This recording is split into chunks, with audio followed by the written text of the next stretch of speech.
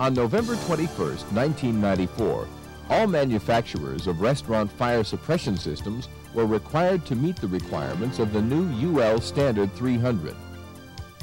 To receive this UL listing, manufacturers were required to retest their systems on kitchen appliances such as griddles, ranges, woks, and fryers using much more stringent fire test methods. It is often asked why the appliance protection under UL Standard 300 requires considerably more extinguishing agent than with the previous Subject 300 systems. To answer these questions, we have assembled the following fire test sequences. For the sake of brevity, the pre-burn footage has been accelerated.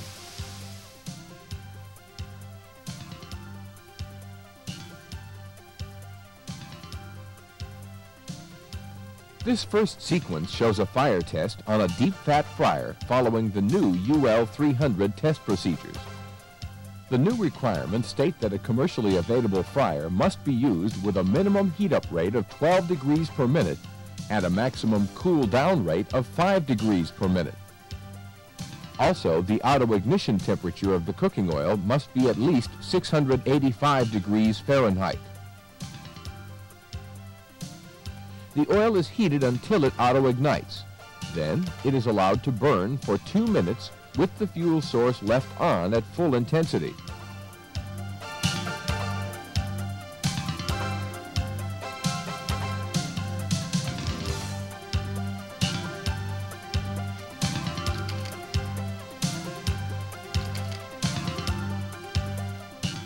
During the second minute of pre-burn, the flame gains intensity and increases in height until it actually surrounds the discharge nozzle.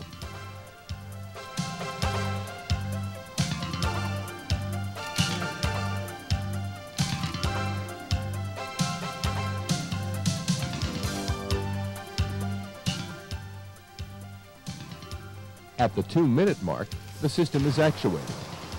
During discharge, there can be no splashing of flaming cooking oil outside the perimeter of the appliance. The fire is extinguished in a matter of seconds, and the agent builds up a foam blanket that secures the liquid surface to prevent reignition. The foam blanket must secure the fire for at least 20 minutes according to the new standard.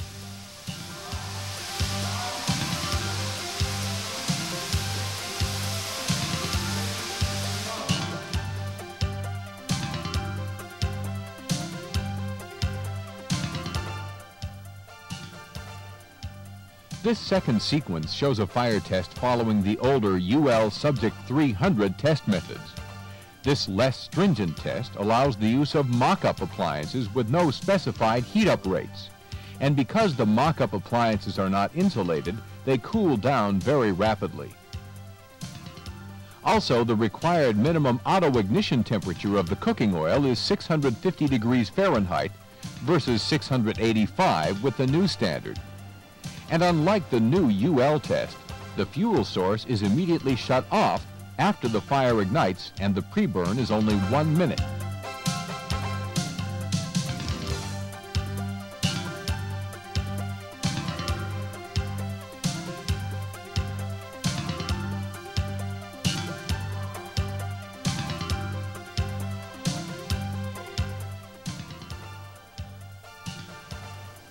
Following the pre-burn period, the system is actuated. Again, the fire is quickly extinguished and a foam blanket is formed. This test requires just a 5-minute securement period, which can be more easily met because the lower temperatures and faster cool-down rates do little to degrade the foam blanket.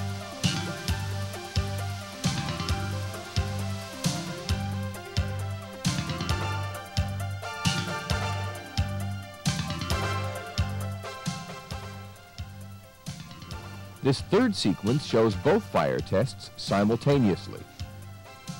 Again, you'll be able to clearly see the significant differences in pre-burn time and flame intensity between the more stringent UL 300 test on the left and the previous test method as shown on the upper right.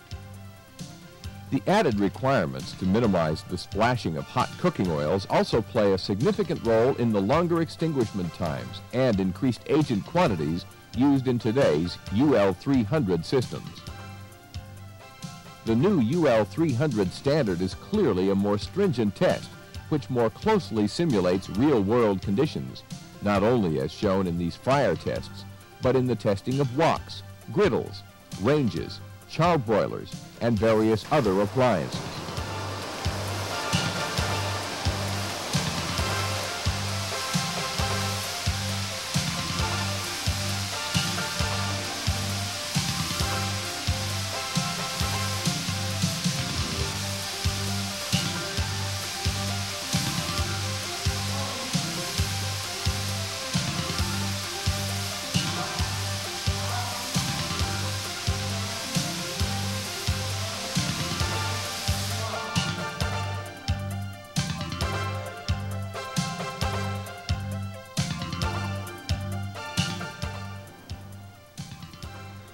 In this final sequence, a UL-approved water spray system is being tested using the same UL 300 methods that all wet chemical fire suppression systems must undergo.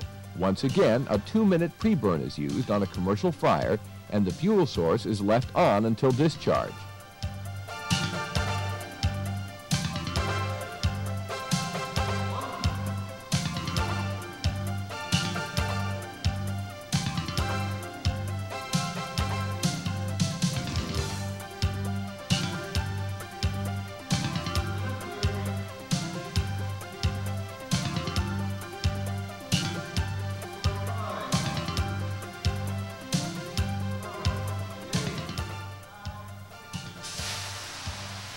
At the 2-minute mark, the system discharges, and immediately the flames intensify. Unlike the wet chemical system shown in the previous tests, the water system does not achieve rapid extinguishment or securement.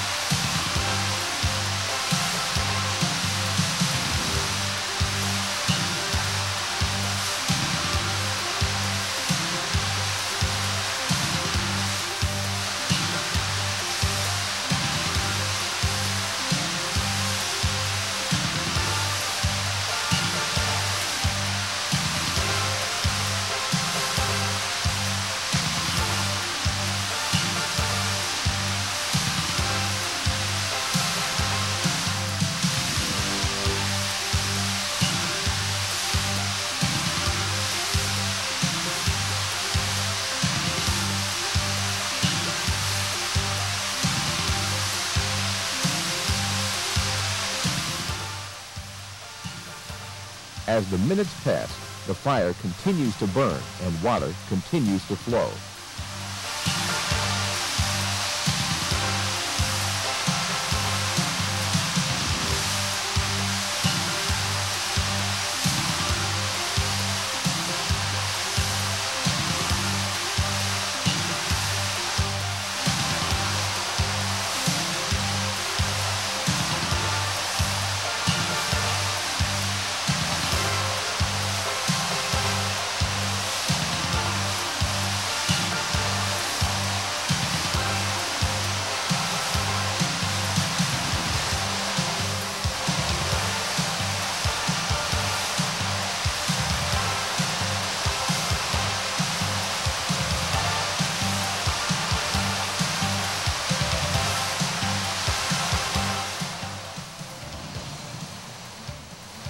Finally, more than 6.5 minutes later, the fire is extinguished.